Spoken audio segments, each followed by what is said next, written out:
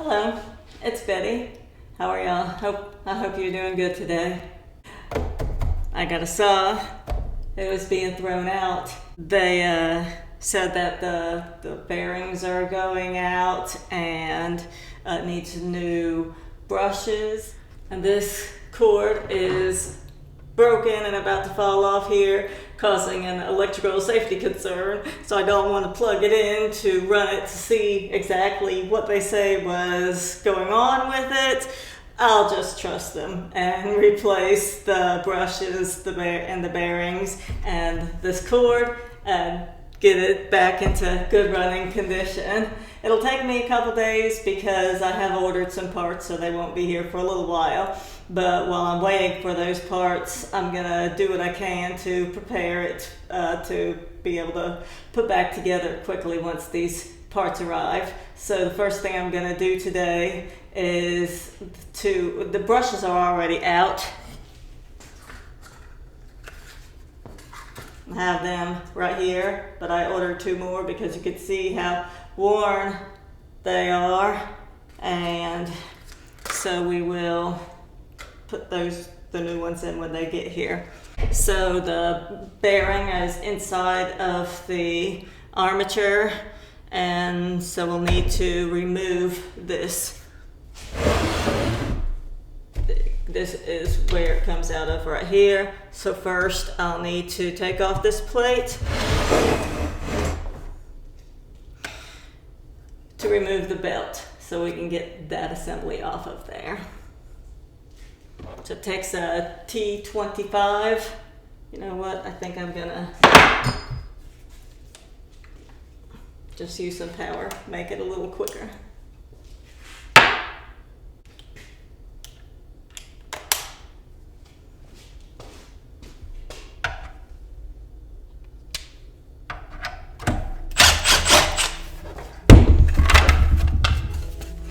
Belts right here, and this is the armature I need to remove. So I need to remove this screw. If you go to turn it, the whole thing will turn. So what I will do is I will tighten this belt as tight as I can get it to hold this in place so I can remove it. Now this looks like probably a T30 bit. Got one, let me see, yep, that's what it is.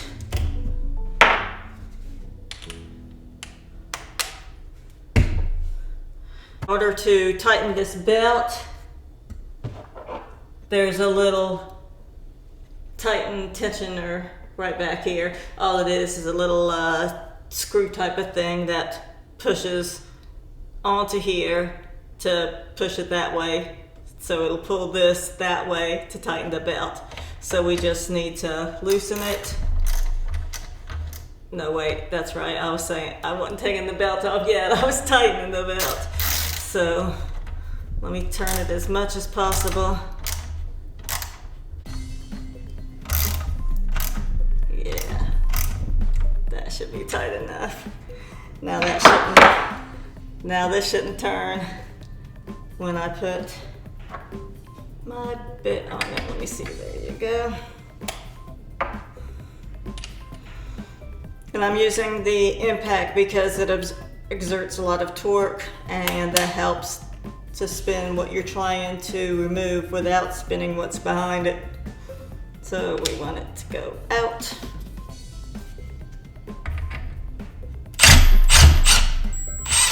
And there we go. Easy as that. Now we'll remove this and we'll loosen these bolts back up and take the belt off. Now I got the belt off, I need to remove this belt seat. And there's 2 keys, one on either side, to keep this from spinning. So we need to remove this and not lose those. I have a tool right here, and this I use to pull battery terminals off when they're stuck on the posts. Like a lot of times they corrode and they get acid on them, and it's really difficult to remove. If I use this, it works great. And so this should work perfect for this, because see how that is shaped? so it's not pushing anything into those threads, because we don't want to mess up those threads. I'll just slip this on over here like that, and then tighten, and it should pull this right off of here.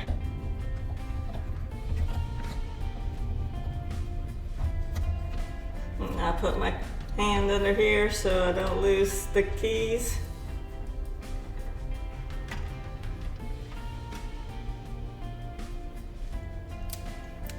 And there we go.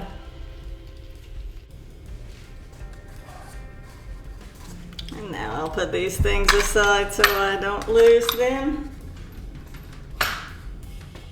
There's 4 bolts back here we'll need to remove, and then we can press this armature out of here. There is a bearing seat right here, and so we'll have to hammer this out of here.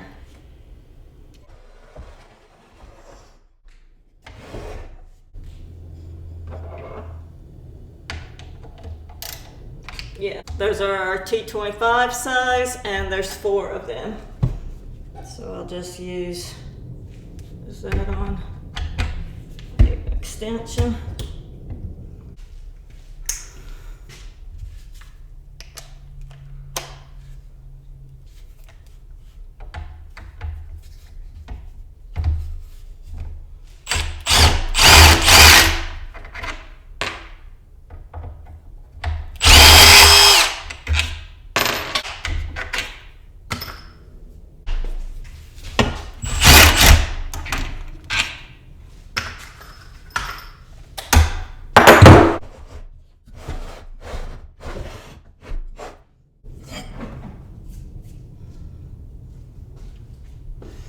Now we'll tap this out.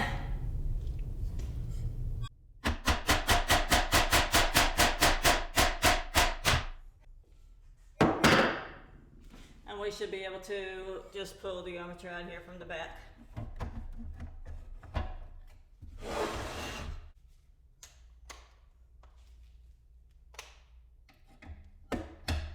This dust chute is in my way. I'll just remove that real quick.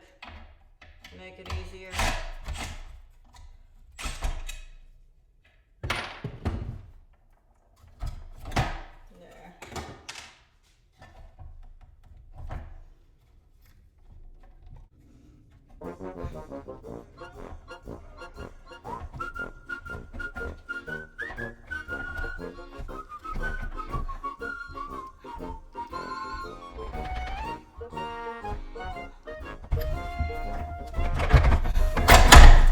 There. There. I think maybe the magnetic field was holding this this in place inside of here, so it made it a little difficult to pull out. But now I have this bearing, and yeah, it's a little rough turning, and then I have this bearing, and it's really bad. So we will need to remove and replace both of those. I did order both of those, so they should be here in just a couple days. So we'll just go ahead and remove these and wait for the new ones to show up. So first, I need to remove this little spring clip, and let's see. I got a little screwdriver here that might work. I also have a pick. This is shaped kind of like a key ring, you know, that you put your keys on, and it goes around and around, and so you kind of gotta take it off the same way as if you would be taking a key off of the key ring. Probably be better if we set it down on the table to work on it.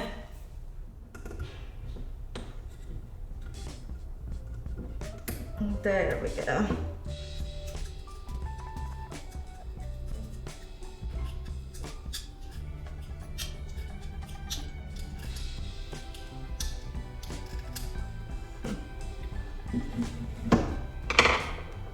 All right, now put that aside where I won't lose it. Okay, now that I got that little clip off of here, it's time to remove the bearing. But as you can see, this fan is very close to it, and it's plastic. So we can't exert any force on it. We have to be very gentle with it. And if you see, this goes down like this, and so this is very close, the bearing is very close to this fan. Can't fit a bearing puller or anything under there. So what I'm going to have to do is cut this bearing and then squeeze it, break it off. So I'm going to use this tool to cut here and cut here, and then I will put it in the vise and squeeze, and it should break apart. So just because I don't want to damage these laminations on this rotor, I'm gonna wrap this glove around it before I put it in the vise.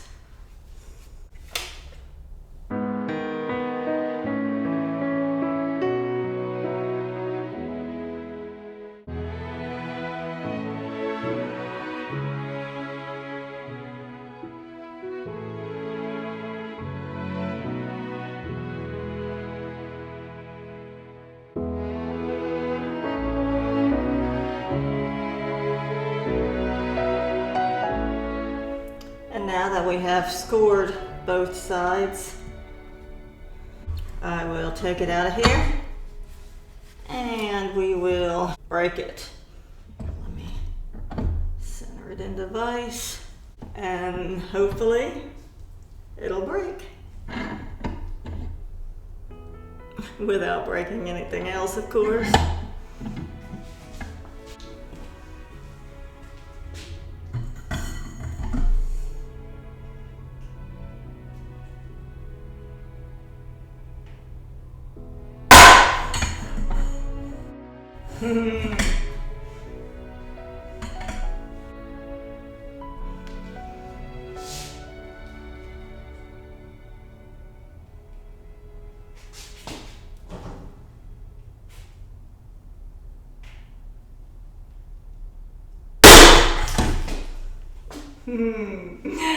There, that got it.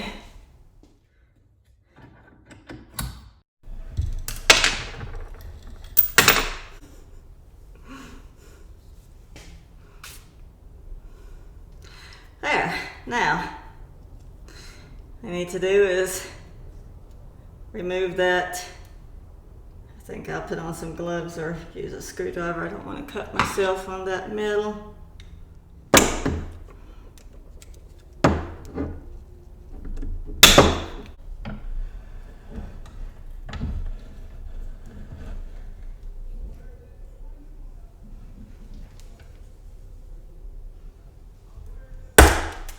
Yeah.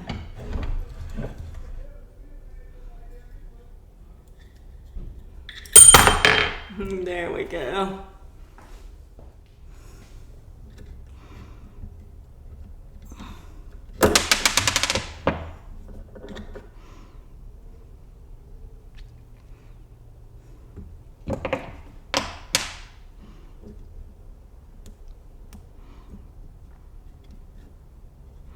Okay, so now we should be able to fit the puller. See how that's kind of a indentation? So maybe that puller will fit around there and we can pull that off of there. I may be able to do this upside down.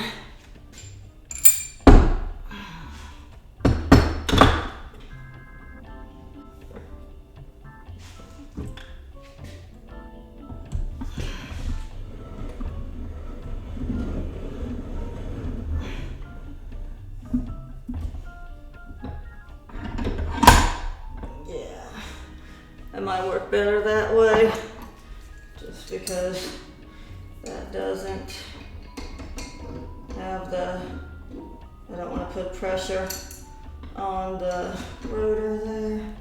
So let me just tighten this down.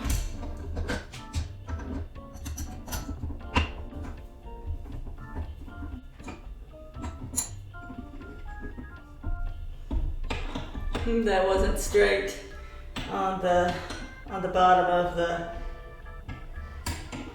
the rotor shaft. So I gotta adjust this a little bit.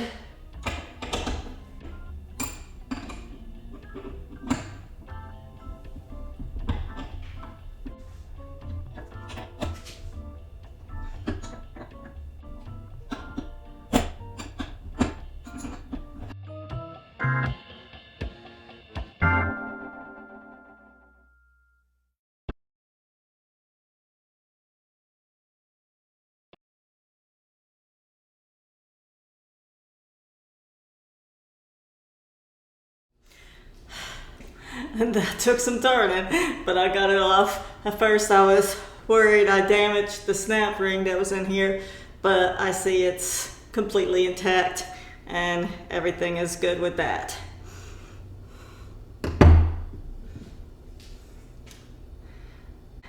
Here is, let me take out this inner race.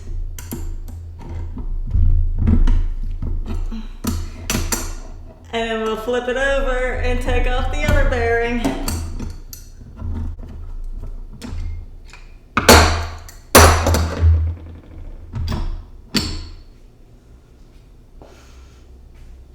So that's the little part that was a pain to get off, but we'll be replacing it with another one. One bearing off, one bearing to go.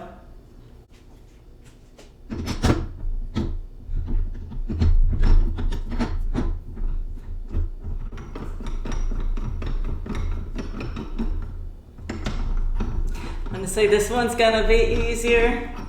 It should come right off, we'll see. Oh, you know what? This is the end that was flat, and I don't want to use, there's a point on the end of here, and I don't want to damage that flat end. So I'm going to use this. This is what we'll push on the flat end, and this, I'll put the point in there so I won't damage the point of the puller, and I won't damage the shaft of the rotor either.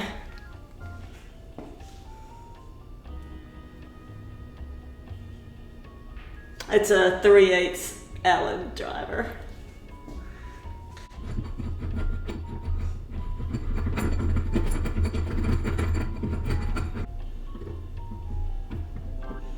Now make sure that's lined up perfectly. We don't want it slipping off.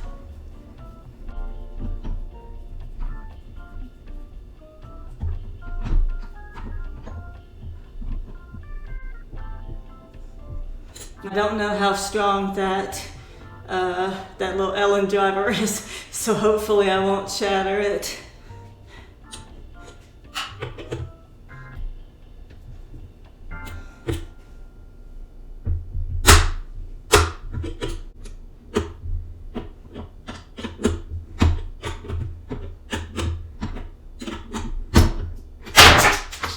And it is removed.